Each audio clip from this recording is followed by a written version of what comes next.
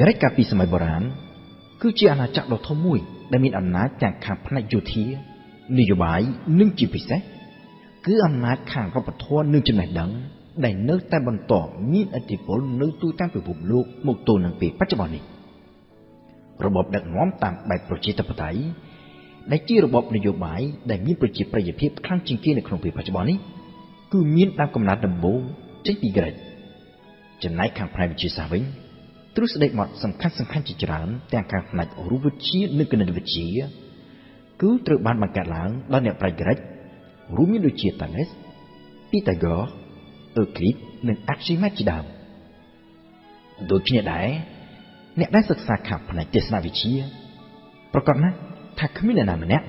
ដែលអាចកន្លងផុតពីទ្រឹស្ដីរបស់ទស្សនវិទូសំខាន់របស់ក្រិចនោះដែរគឺទ្រឹស្ដីរបស់ Aristotle, Platon និងសូក្រាតឈ្មោះនេះនរណាក៏ធ្លាប់ឮដែរក៏ប៉ុន្តែប្រវត្តិនៃដំណើរជីវិតរបស់បុគ្គលដែលនៅពីខាងក្រោយឈ្មោះនេះគឺតែងតែជាប្រធានបទដ៏ស្មុគស្មាញមួយសម្រាប់អ្នកប្រវត្តិសាស្ត្រជាទូទៅសូក្រាតគឺជាទស្សនវិទូដ៏ល្បីល្បាញបំផុតមួយនៅក្នុងប្រវត្តិសាស្ត្រហើយជាទូទៅត្រូវបានគេចាត់ទុកថាជាបេតានៃទស្សនវិជ្ជាឬក៏យ៉ាងហោចណាស់គឺជាបេតានៃទស្សនវិជ្ជាលោកខាងលិចក៏ប៉ុន្តែសូក្រាតមិនបានបន្សល់ទុកនូវឯកសារណាមួយដែលជាសន្និផ្ទាល់ខ្លួនរបស់លោកនោះទេអ្វីដែលគេអាចដឹងបានពីសូក្រាតទាំងទ្រឹស្ដីទស្សនវិជ្ជានិងទាំងដំណើរជីវិតផ្ទាល់ខ្លួនរបស់លោកគឺដឹងតាមរយៈការរៀបរាប់របស់អ្នកផ្សេងជាពិសេសកូនសិស្សរបស់លោករួមមានដូចជាផ្លាតុងជាដើមហើយដូច្នេះហើយបានជាដំណើរជីវិតរបស់សូក្រាតតែងតែមានភាពស្រពិចស្រពិលច្រើនហើយពេលខ្លះមានការអះអាងផ្ទុយពីគ្នាក៏មាន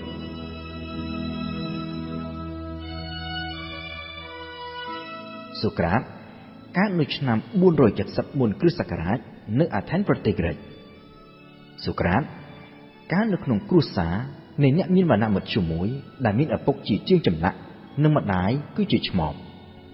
ដោយសារតែមានគ្រួសារមិនមែនជាអ្នកមានវណ្ណៈខ្ពង់ខ្ពស់សូក្រាតមិនបានទទួលការអប់រំខ្ពង់ខ្ពស់នោះទេក៏ប៉ុន្តែឪពុកម្ដាយរបស់សូក្រាតក៏មិនមែនជាអ្នកខ្សត់ខ្សោយនោះដែរគឺមានជីវភាពសមរម្យល្មមដែលអាចបញ្ជូនសូក្រាតទៅរៀនសូត្របានចំណេះដឹងជាមូលដ្ឋានរហូតអាចចាប់យកអាជីពនៅក្នុងជួរកងទ័ពរបស់អាថែនដែលនៅពេលនោះត្រូវបានគេចាត់ទុកថាជាអាជីពដ៏សមរម្យមួយនៅក្នុងជួរកងទ័ពសូក្រាតត្រូវបានគេស្គាល់ថាជាទាហានដ៏ឆ្នើមម្នាក់ដែលមានកម្លាំងខ្លាំងទាំងខាងរូបកាយហើយចិត្តក៏អង់អាចក្លាហានស្នាដៃសំខាន់ជាងគេរបស់សូក្រាតនៅក្នុងពេលបម្រើការជាទាហានហើយដែលជាទូទៅតែងតែត្រូវបានគេលើកយកមកនិយាយច្រើនគឺការជួយជីវិតមេទ័ពដ៏សំខាន់ម្នាក់ដែលក្រោយមកបានក្លាយទៅជាមេដឹកនាំដ៏សំខាន់មួយរូបរបស់អាថែន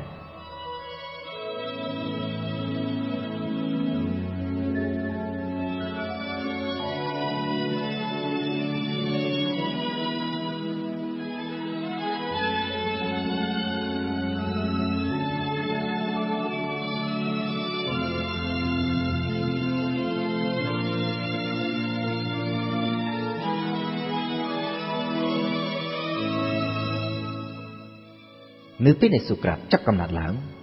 ក្រិចកំពុងតែឆ្លងកាត់នៅយុគសម័យដ៏រុងរឿងជាប្រទេសមហាអំណាចដ៏សំខាន់មួយនៅលើពិភពលោកក៏ប៉ុន្តែភាពរុងរឿងរបស់ក្រិចបានឈានមកដល់ទីបញ្ចប់នៅពេលដែលក្រិចបែកបាក់គ្នាហើយគិតតែពីធ្វើសង្គ្រាមហែកហួរគ្នាឯងគឺនៅក្នុងសង្គ្រាមដែលអ្នកប្រវត្តិសាស្ត្រដាក់ឈ្មោះថាសង្គ្រាមពេឡូប៉ូណេសតាមការពិតក្រិចនៅក្នុងសម័យបុរាណគឺជាបណ្ដុំនៃបរិយាតូចជាច្រើនដែលមានរចនាសម្ព័ន្ធដឹកនាំឯករាជ្យដែលចេញពីគ្នាប្រៀបបាននឹងកូនរដ្ឋដែលគេឲ្យឈ្មោះថាបរិយារដ្ឋសង្គ្រាមពេឡូប៉ូណេសដែលចាប់ផ្ទុះឡើងពីឆ្នាំ431មុនគ្រិស្តសករាជហើយអូសបន្លាយពេលរហូតដល់ឆ្នាំ404មុនគ្រិស្តសករាជគឺជាសង្គ្រាមរវាងបកសម្ព័ន្ធពីរនៃបរិយារដ្ឋក្រិច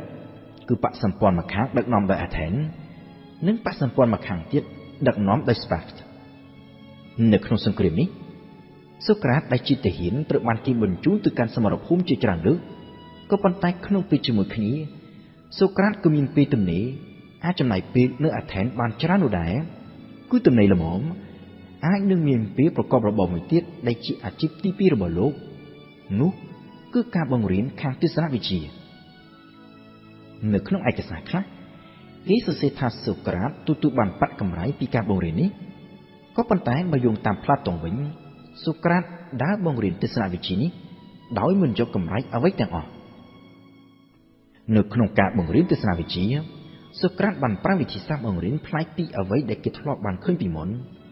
ពោលគឺការបង្រៀនតាមរយៈការជជែកឆ្លើយឆ្លងគ្នារវាងគ្រូនិងសិស្សហើយនៅក្នុងការជជែកឆ្លងឆ្លើយគ្នានេះទៀតសោតសូក្រាតក៏មិនបានប្រាប់សិស្សពីការយល់ឃើញរបស់លោកទៅលើបញ្ហាណាមួយនោះដែរផ្ទុយទៅវិញលោកចោទជាសំណួរគន្លឹះដើម្បីឲ្យកូនសិស្សគិតពិចារណាឆ្លើយពីសំណួរមួយទៅសំណួរមួយរហូតដល់អាចទាញចេញទៅជាសេចក្តីសន្និដ្ឋានដោយខ្លួនឯងវិធីសាស្ត្របង្រៀននេះត្រូវបានគេយកមកអនុវត្តរហូតមកទល់នឹងពេលបច្ចុប្បន្ននេះដោយគេតែងតែហៅជាទូទៅថាវិធីសាស្ត្របង្រៀនតាមបែបសូក្រាតតាមការពិតសូក្រាតមិនបានតាំងខ្លួនថាជាគ្រូដែលមានទស្សនៈឬគំនិតដែលកូនសិស្សត្រូវស្ដាប់តាមធ្វើតាមឬយល់ឃើញដោយលោកនោះទេហើយលោកក៏តែងតែប្រកាន់នូវគំនិតមួយយ៉ាងខ្ជាប់ផងដែរថាលោកមិនមែនជាអ្នកប្រាជ្ញដែលមានចំណេះដឹងខ្ពស់នោះទេអ្វីដែលខ្ញុំដឹងគឺដឹងថាខ្ញុំមិនដឹងអ្វីទាំងអស់នេះគឺជាសម្ដីរបស់សូក្រាតដែលនៅល្បីល្បាញរហូតមកទល់នឹងពេលបច្ចុប្បន្ននេះសម្រាប់សូក្រាតលោកមិនមានចំណេះដឹងអ្វីដែលអាចបង្រៀនទៅអ្នកដទៃនោះទេក្រៅតែបង្រៀនឲ្យគេចេះគិតដោយខ្លួនឯងដោយសារតែសូក្រាតមិនចូលចិត្តបង្រៀនពីទស្សនៈគំនិតរបស់លោកហើយក៏មិនបានបន្សល់ទុកនៅឯកសារដែលជាស្នាដៃនៃទស្សនវិជ្ជារបស់លោកដូច្នេះហើយទើបគេពិបាកនឹងកំណត់ឲ្យបានច្បាស់លាស់ថាតើអ្វីទៅជាទស្សនវិជ្ជារបស់សូក្រាតទោះជាយ៉ាងណាក៏ដោយទស្សនវិជ្ជារបស់សូក្រាតតែងតែត្រូវបានគេធ្វើការសង្ខេបជារួមថាជាទស្សនវិជ្ជាដែលផ្ដោតទៅលើចំណុចសំខាន់មួយគឺចំណេះដឹងនៅពេលនោះទស្សនវិជ្ជារបស់សូក្រាតគឺពេញនិយមខ្លាំងនៅក្នុងចំណោមយុវជនអាថែនក៏ប៉ុន្តែវាប៉ះពាល់ទៅដល់សាសនានិងនយោបាយហើយនៅទីបំផុតទៅសូក្រាតត្រូវបានសភាអាថែនចោទប្រកាន់ពីបទប្រមាថសាសនារបស់រដ្ឋនិងសារព្រោះចំណេះដឹងខុសឆ្គងធ្វើឲ្យខូចគំនិតគ្មានចំណាក្រោយដោយហេតុនេះហើយបានជាសូក្រាតត្រូវបានគេកាត់ទោសប្រហារជីវិតដោយផឹកថ្នាំពុលនៅឆ្នាំ399មុនគ្រិស្តសករាជ